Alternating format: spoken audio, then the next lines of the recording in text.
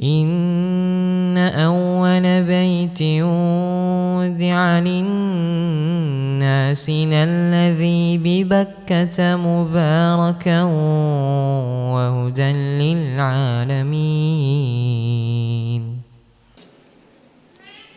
Jadi Islam, Allah Subhanahu wa taala berfirman dalam Al-Qur'an surah Al-Hajj ayat 37, Allah mengatakan la yanalallaha luhumuha wala dima'uha walakin yanalhu taqwa minkum. Surah Al-Hajj ayat 37. Allah mengatakan tidak akan sampai, ya hadirin yang dirahmati oleh Allah, tidak akan sampai kepada Allah luhumuha wala dima'uha, daging-daging hewan kurban itu, dan tidak pula sampai kepada Allah darah-darahnya. Itu akidah, itu keyakinan, dan itu konsekuensi yang harus wajib kita imani. Ketika kita berkurban, daging dan darah itu enggak akan sampai kepada Allah.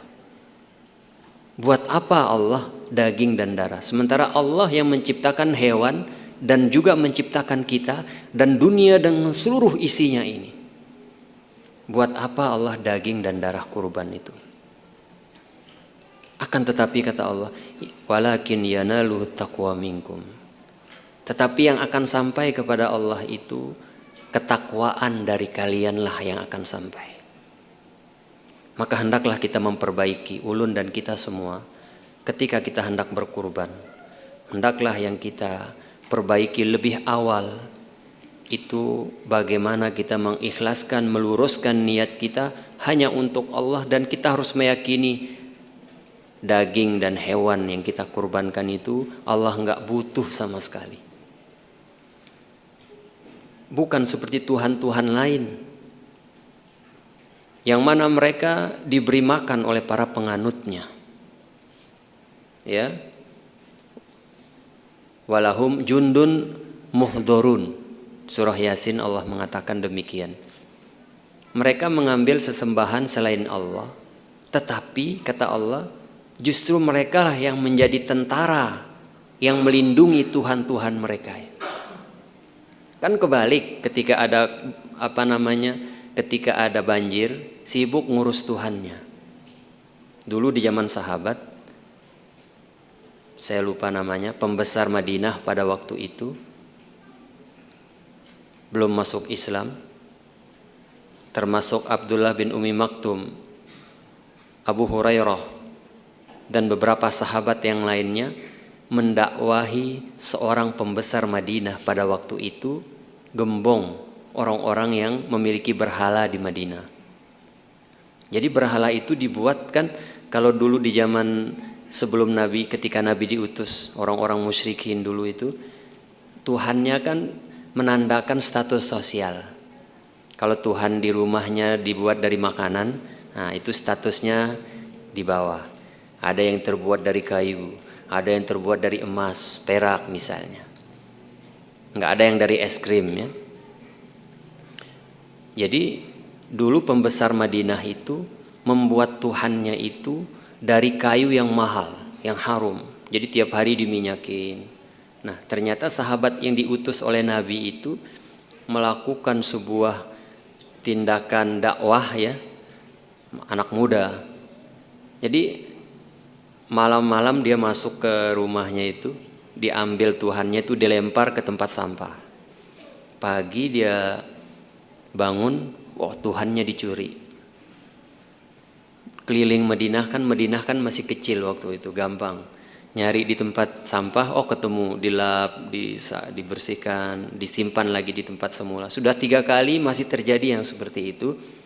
Yang selanjutnya Tuhannya itu dikalungin pedang.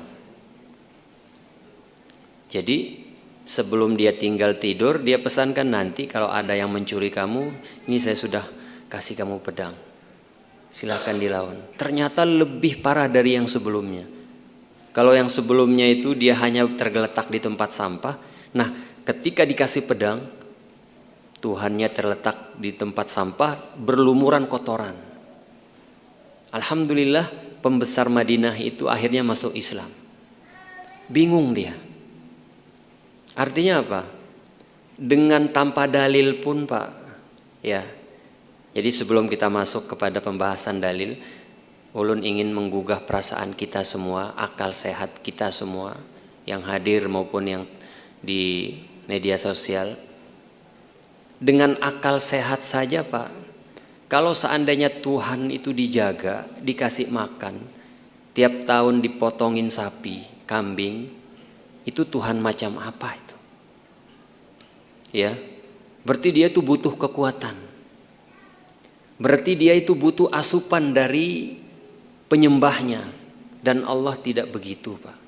La ta'khudhuhu sinatun wala naum. Allah itu, coba perhatikan pian, Masya Allah, indahnya apa yang Allah firmankan dalam surah Al-Baqarah ayat 255, ayat kursi ya.